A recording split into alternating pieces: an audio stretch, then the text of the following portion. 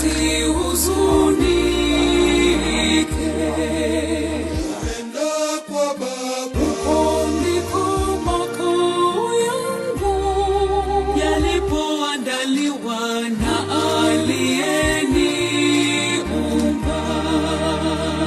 Huko mbinguni kwa Baba. Kwa niaba ya serikali natoa pole kwenu nyie sote ambao tumekuja hapa kujumuika na ndugu zetu, familia ya mwenzetu Mheshimiwa Lukuvi. Poleni sana. Kama ambavyo mmesikia na mmejumuika na familia hii, tumekutwa na jambo zito, gumu kulielewa, gumu kulipokea, lakini ndio limeshatufika. Mara zote kuondoka kwa mtu imekuwa siri, lakini mtakubaliana nami kwamba hii imekuwa siri zaidi, kwa sababu sote hatukutarajia, na wala Mheshimiwa Waziri alikuwa tu kazini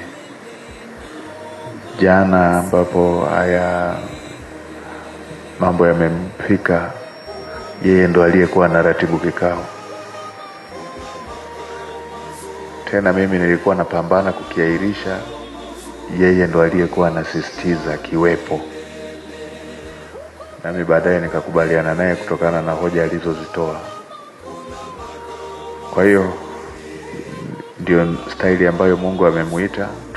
Tuendelee kumuombea, lakini pia tuendelee kuwafariji familia, ndugu, jamaa na marafiki.